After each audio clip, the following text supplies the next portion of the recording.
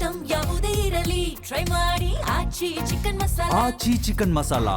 BJP ಮುಖಂಡ ಜಿಲ್ಲಾ ಪಂಚಾಯಿತಿಯ ಸದಸ್ಯ ಯೋಗೇಶ್ ಗೌಡ ಹತ್ಯೆಯ ವಿಚಾರಕ್ಕೆ ಸಂಬಂಧಪಟ್ಟಂತೆ ಇವತ್ತು ಜನಪ್ರತಿನಿಧಿಗಳ ವಿಶೇಷ ನ್ಯಾಯಾಲಯದಿಂದ ತೀರ್ಪು ಪ್ರಕಟವಾಗುತ್ತೆ. ಯೋಗೇಶ್ ಗೌಡ ಕೊಲೆ ಪ್ರಕರಣದ ತನಿಖೆಯನ್ನ ಸೆಂಟ್ರಲ್ ಬ್ಯೂರೋ ಆಫ್ ಇನ್ವೆಸ್ಟಿಗೇಷನ್ ಮಾಡಿತ್ತು. 113 ಜನ ಸಾಕ್ಷಿಗಳ ಹೇಳಿಕೆಯನ್ನ ಚಾರ್ಜ್ ಶೀಟ್ನಲ್ಲಿ ಸಿಬಿಐ ಟೀಮ್ ದಾಖಲಿಸಿತ್ತು. ಪ್ರಕರಣದಲ್ಲಿ ಶಾಸಕ ವಿನಯ್ ಕುಲಕರ್ಣಿ ಪಾತ್ರದ ಬಗ್ಗೆಯೂ ಕೂಡ ಉಲ್ಲೇಖಿಸಿದೆ. ರಾಜಕೀಯ ದ್ವೇಷದಿಂದಲೇ ಕೊಲೆಯಾಗಿದೆ ಅಂತ ಹೇಳಿ ಸಿಬಿಐ ಹೇಳ್ತಾ ಇದೆ. ಪ್ರಕರಣದ ದಿಕ್ಕನ್ನು ತಪ್ಪಿಸುವಂತಹ ಪ್ರಯತ್ನ ಆಗಿದೆ ಅನ್ನೋದು ಕೂಡ ಸಿಬಿಐ ತನಿಖೆಯ ಮೂಲಕ ಗೊತ್ತಾಗಿದೆ. 2016 ಜೂನ್ 15 ಜಿಮ್ನಲ್ಲಿಯೇ ಈ ಹತ್ಯೆಯಾಗಿತ್ತು. ಹಾಗಾದ್ರೆ ಚಾರ್ಜ್ ಶೀಟ್ನಲ್ಲಿ ಏನಿದೆ ಅದರ ಡೀಟೇಲ್ಸ್ ನಿಮ್ಮ ಮುಂದೆ. ರಾಜಕೀಯ ದ್ವೇಷ ಇಬ್ಬರ ನಡುವೆ ಹುಟ್ಟಿದ್ದು ಹೇಗೆ? ವಿನಯ್ ಕುಲಕರ್ಣಿ ಯೋಗೇಶ್ ಗೌಡ ಆರಂಭದಲ್ಲಿ ಸ್ನೇಹಿತರಾಗಿರ್ತಾರೆ, ಗಳಸ್ಯ ಕಂಠಸ್ಯದ ರೀತಿಯಲ್ಲಿ ಇರ್ತಾರೆ.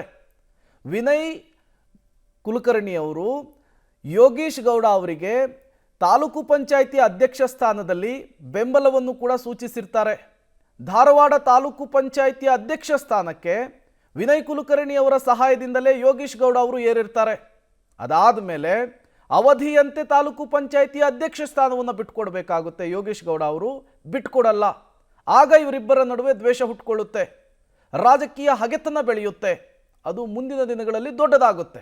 ಇನ್ನು ಜಿಲ್ಲಾ ಪಂಚಾಯಿತಿಯ ಚುನಾವಣೆಯಲ್ಲಿ ಈ ದ್ವೇಷ ಹೇಗೆ ಬಲವಾಗ್ತಾ ಹೋಗುತ್ತೆ ಅನ್ನೋದರ ಡೀಟೇಲ್ಸ್ ನಿಮ್ಮ ಮುಂದೆ. 2016 ಜಿಲ್ಲಾ ಪಂಚಾಯಿತಿಯ ಚುನಾವಣೆ ಆಗುತ್ತೆ. ಈ ಚುನಾವಣೆಯಲ್ಲಿ ಯೋಗೇಶ್ ಗೌಡ ಸ್ಪರ್ಧೆ ಮಾಡಿರ್ತಾರೆ. ಜಿಲ್ಲಾ ಪಂಚಾಯಿತಿಯ ಚುನಾವಣೆಗೆ ಹೆಬ್ಬಳ್ಳಿ ಕ್ಷೇತ್ರದಿಂದ ಯೋಗೇಶ್ ಗೌಡ ಸ್ಪರ್ಧೆಯನ್ನು ಮಾಡಿರ್ತಾರೆ.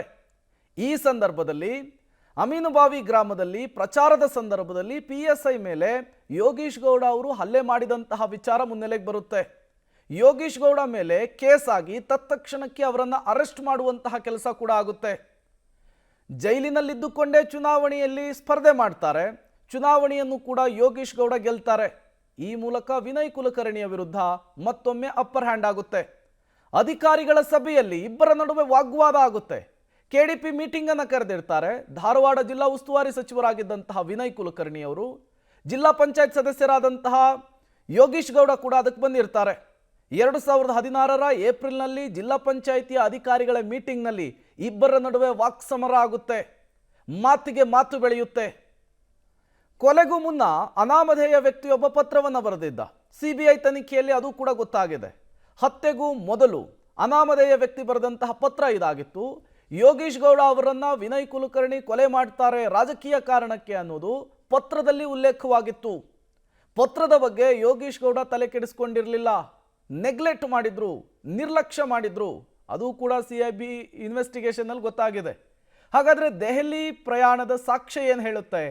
ಯೋಗೇಶ್ ಗೌಡ ಕೊಲೆ ಹಿಂದಿನ ದಿನ ದಾಂಡೇಲಿಯ ರೆಸಾರ್ಟ್ ಒಂದರಲ್ಲಿ ಸುಪಾರಿ ಕಿಲ್ಲರ್ಸ್ಗಳು ವಾಸವಾಗಿದ್ರು ಅನ್ನೋದನ್ನು ಇನ್ವೆಸ್ಟಿಗೇಷನ್ ಹೇಳಿದೆ. ಚಾರ್ಜ್ ಶೀಟ್ನಲ್ಲಿ ಅಂಶ ಇದೆ.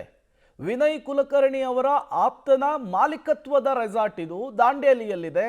ಇಲ್ಲಿ ಸುಪಾರಿ ಕಿಲ್ಲರ್ಸ್ಗಳು ವಾಸ್ತವ್ಯವನ್ನು ಹೂಡಿರ್ತಾರೆ.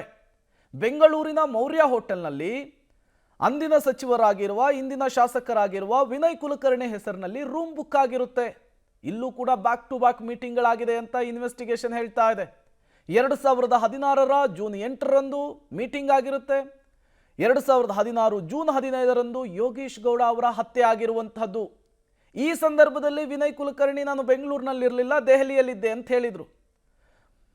ಈ ದಿನಾಂಕದ ಮೊದಲು ಮತ್ತು ನಂತರ ದೆಹಲಿಯಲ್ಲಿದ್ದೆ ಅಂತ ಹೇಳಿ ವಿನಯ್ ಕುಲಕರ್ಣಿ ಹೇಳ್ತಾರೆ. ಆದರೆ ಜೂನ್ 12 ದೆಹಲಿಗೆ ತೆರಳಿ 13 ಬೆಂಗಳೂರಿಗೆ ವಾಪಸ್ ಆಗಿರ್ತಾರೆ ಕುಲಕರ್ಣಿ ಅವರು. ಸಿಬಿಐ ಇನ್ವೆಸ್ಟಿಗೇಷನ್ನಲ್ಲಿ ಇದು ಕೂಡ ಗೊತ್ತಾಗುತ್ತೆ. ಹತ್ಯೆ ನಡೆದ ಮರುದಿನ ಜೂನ್ 16 ದೆಹಲಿಗೆ ತೆರಳಿ ಜೂನ್ 18 ಬೆಂಗಳೂರಿಗೆ ವಿನಯ್ ಕುಲಕರ್ಣಿ ಅವರು ವಾಪಸ್ ಆಗಿದ್ದು. ಇದೆಲ್ಲವೂ ಕೂಡ ಸಿಬಿಐ ಎಂಟ್ರಿ ಆದ ನಂತರ ಗೊತ್ತಾಗಿದ್ದು.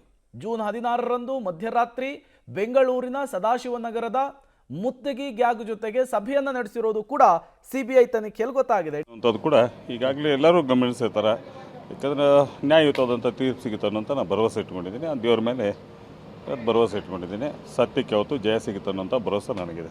ಪೊಲೀಸ್ ತನಿಖೆ ನಡೀತಾ ಇದ್ದಾಗ ಆದಂಥ ಬೆಳವಣಿಗೆ ಬೇರೆ, ಅನಂತರ CBI ತನಿಖೆ ಶುರುವಾದ ನಂತರ ಆದಂಥ ಬೆಳವಣಿಗೆ ಬೇರೆ. ಏನು ಅದೆಲ್ಲ ಕೋರ್ಟಲ್ಲಿ ಹೋಗಿ ತೀರ್ಪಾಗುತ್ತಲ್ಲ. ಕೋರ್ಟಲ್ಲಿ ಏನು ತೀರ್ಪಾಗುತ್ತೆ ಕಾಯೋಣ. ನೀವು ನೋಡ್ತೀರಿ, ನಾನು ನೋಡ್ತೀನಿ, ಎಲ್ಲರೂ ನೋಡೋಣ. ಯಾಕಂದ್ರೆ ಕೋರ್ಟಲ್ಲಿ ಇದ್ದಂಥ ವಿಚಾರದಲ್ಲಿ ನಾವು ಮಾಧ್ಯಮದ ಮುಂದೆ ಮಾತಾಡೋಂಥ ಸರಿಯಲ್ಲ. ಅದಕ್ಕೆ ಅದು ಕೋರ್ಟಲ್ಲಿ ಏನು ತೀರ್ಪಾಗುತ್ತೆ ಅದಕ್ಕೆ ನಾನು ಸರ್ ಒಂದು ಹಂತದಲ್ಲಿ ತಾವು ಒಂಚೂರು ರಾಜಕೀಯ ವಿಚಾರನ ಹೇಳಿದ್ರೆ, ಅಂದರೆ ಇಲ್ಲಿ ರಾಜಕೀಯ ಕಾರಣಕ್ಕೆ ಕೆಲವು ಡೆವಲಪ್ಮೆಂಟ್ ಆಯಿತು ಅಂತ ಇಲ್ಲ ಅದನ್ನು ನೋಡೋಣ. ಏನು ಕೋರ್ಟಲ್ಲಿ ಏನು ತೀರ್ಪಾಗತ್ತಲ್ಲ, ಕೋರ್ಟಲ್ಲಿ ಇದ್ದಾಗ ಯಾಕೆ ಮಾತಾಡೋದು? ಈಗ ನಾನೇನು ಮಾತಾಡೋಂಗಿಲ್ಲ, ಇದಕ್ಕೆ ಯಾವುದೂ ಪ್ರತಿಕ್ರಿಯೆ ಕೊಡೋಲ್ಲ. ಯಾಕಂದರೆ ಕೋರ್ಟಲ್ಲಿ ಇದ್ದಂಥ ಟೈಮಲ್ಲಿ ನಾವು ಮಾತಾಡೋದು ಕೂಡ ಸರಿಯಲ್ಲ. ನಾವು ಸತ್ಯ ಗೆಲ್ಲುತ್ತೆ ಅನ್ನುವಂಥ ಧೈರ್ಯದಲ್ಲಿದೆ. 100% ಸತ್ಯಕ್ಕೆ ಯಾವತ್ತು ಜಯ ಸಿಗುತ್ತೆ. ಜಯ ಸಿಗ್ಬೇಕಾದ್ರೆ ಸ್ವಲ್ಪ ಕಷ್ಟ ಆಗಿರ್ತೈತಿ, ಬಟ್ ಸತ್ಯಕ್ಕೆ ಜಯ ಸಿಗುತ್ತೆ ಅನ್ನೋ ಭರವಸೆ ನನಗೆಲ್ಲ ಇದೆ. ಓಕೆ, ಇದು ಶಾಸಕರಾಗಿರ್ತಕ್ಕಂಥ ವಿನಯ್ ಕುಲಕರ್ಣಿ ಅವರು ಹೇಳ್ತಾ ಇರುವಂಥ ಮಾತು. ಅಂದರೆ ಸತ್ಯಕ್ಕೆ ಜಯ ಸಿಗುತ್ತೆ, ಹಾಗಾಗಿ ಆ ಧೈರ್ಯದಲ್ಲಿ ನಾನಿದ್ದೀನಿ ಅನ್ನುವಂಥದ್ದು ಅವರ ಮಾತು. ಕ್ಯಾಮರಾ ಪರ್ಸನ್ ಮುನ್ರಾಜ್ ಜೊತೆ ಸುಖೇಶ್, ಪಬ್ಲಿಕ್ ಟಿವಿ, ಬೆಂಗಳೂರು. ನ್ಯಾಯಯುತವಾಗಿ ಇವತ್ತು ಕೋರ್ಟ್ ಮೇಲೆ ನಮ್ಮ ಭರವಸೆ ಇದೆ. ಆಮೇಲೆ ಕೇಸ್ನಲ್ಲಿ ಏನಿದೆ ಅನ್ನೋಂಥದ್ದು ಕೂಡ ಈಗಾಗಲೇ ಎಲ್ಲರೂ ಗಮನಿಸಿರ್ತಾರೆ. ಯಾಕಂದ್ರೆ ನ್ಯಾಯಯುತವಾದಂಥ ತೀರ್ಪು ಸಿಗುತ್ತೆ ಅನ್ನೋಂಥ ನಾನು ಭರವಸೆ ಇಟ್ಕೊಂಡಿದ್ದೀನಿ. ಆ ದೇವ್ರ ಮೇಲೆ ಭರವಸೆ ಇಟ್ಕೊಂಡಿದ್ದೀನಿ. ಸತ್ಯಕ್ಕೆ ಯಾವತ್ತು ಜಯ ಸಿಗುತ್ತೆ ಅನ್ನೋಂಥ ಭರವಸೆ ನನಗಿದೆ. ಪೊಲೀಸ್ ತನಿಖೆ ನಡೀತಾ ಇದ್ದಾಗ ಆದಂಥ ಬೆಳವಣಿಗೆ ಬೇರೆ, ಅನಂತರ CBI ತನಿಖೆ ಶುರುವಾದ ನಂತರ ಆದಂಥ ಬೆಳವಣಿಗೆ ಬೇರೆ. ಏನು ಅದೆಲ್ಲ ಕೋರ್ಟಲ್ಲಿ ಹೋಗಿ ತೀರ್ಪಾಗುತ್ತಲ್ಲ. ಕೋರ್ಟಲ್ಲಿ ಏನು ತೀರ್ಪಾಗುತ್ತೆ ಕಾಯೋಣ. ನೀವು ನೋಡ್ತೀರಿ, ನಾನು ನೋಡ್ತೀನಿ, ಎಲ್ಲರೂ ನೋಡೋಣ. ಯಾಕಂದ್ರೆ ಕೋರ್ಟಲ್ಲಿ ಇದ್ದಂಥ ವಿಚಾರದಲ್ಲಿ ನಾವು ಮಾಧ್ಯಮದ ಮುಂದೆ ಮಾತಾಡೋಂಥ ಸರಿಯಲ್ಲ. ಅದಕ್ಕೆ ಅದು ಕೋರ್ಟಲ್ಲಿ ಏನು ತೀರ್ಪಾಗುತ್ತೆ ಅದಕ್ಕೆ ನಾನು ಸರ್ ಒಂದು ಹಂತದಲ್ಲಿ ತಾವು ಒಂಚೂರು ರಾಜಕೀಯ ವಿಚಾರನ ಹೇಳಿದ್ರೆ, ಅಂದರೆ ಇಲ್ಲಿ ರಾಜಕೀಯ ಕಾರಣಕ್ಕೆ ಕೆಲವು ಡೆವಲಪ್ಮೆಂಟ್ ಆಯಿತು ಅಂತ ಇಲ್ಲ ಅದನ್ನು ನೋಡೋಣ. ಏನು ಕೋರ್ಟಲ್ಲಿ ಏನು ತೀರ್ಪಾಗತ್ತಲ್ಲ, ಕೋರ್ಟಲ್ಲಿ ಇದ್ದಾಗ ಯಾಕೆ ಮಾತಾಡೋದು? ಈಗ ನಾನೇನು ಮಾತಾಡೋಂಗಿಲ್ಲ, ಇದಕ್ಕೆ ಯಾವುದೂ ಪ್ರತಿಕ್ರಿಯೆ ಕೊಡೋಲ್ಲ. ಯಾಕಂದರೆ ಕೋರ್ಟಲ್ಲಿ ಇದ್ದಂಥ ಟೈಮಲ್ಲಿ ನಾವು ಮಾತಾಡೋದು ಕೂಡ ಸರಿಯಲ್ಲ. ನಾವು ಸತ್ಯ ಗೆಲ್ಲುತ್ತೆ ಅನ್ನುವಂಥ ಧೈರ್ಯದಲ್ಲಿದೆ. 100% ಸತ್ಯಕ್ಕೆ ಯಾವತ್ತು ಜಯ ಸಿಗುತ್ತೆ. ಜಯ ಸಿಗ್ಬೇಕಾದ್ರೆ ಸ್ವಲ್ಪ ಕಷ್ಟ ಆಗಿರ್ತೈತಿ, ಬಟ್ ಸತ್ಯಕ್ಕೆ ಜಯ ಸಿಗುತ್ತೆ ಅನ್ನೋ ಭರವಸೆ ನನಗೆಲ್ಲ ಇದೆ. ಓಕೆ, ಇದು ಶಾಸಕರಾಗಿರ್ತಕ್ಕಂಥ ವಿನಯ್ ಕುಲಕರ್ಣಿ ಅವರು ಹೇಳ್ತಾ ಇರುವಂಥ ಮಾತು. ಅಂದರೆ ಸತ್ಯಕ್ಕೆ ಜಯ ಸಿಗುತ್ತೆ, ಹಾಗಾಗಿ ಆ ಧೈರ್ಯದಲ್ಲಿ ನಾನಿದ್ದೀನಿ ಅನ್ನುವಂಥದ್ದು ಅವರ ಮಾತು. ಕ್ಯಾಮರಾ ಪರ್ಸನ್ ಮುನ್ರಾಜ್ ಜೊತೆ ಸುಖೇಶ್, ಪಬ್ಲಿಕ್ ಟಿವಿ, ಬೆಂಗಳೂರು. ನೋಡಿದಿರಿ ತಾವು ಯಾವ ಒಂದು ಧೈರ್ಯದಲ್ಲಿ?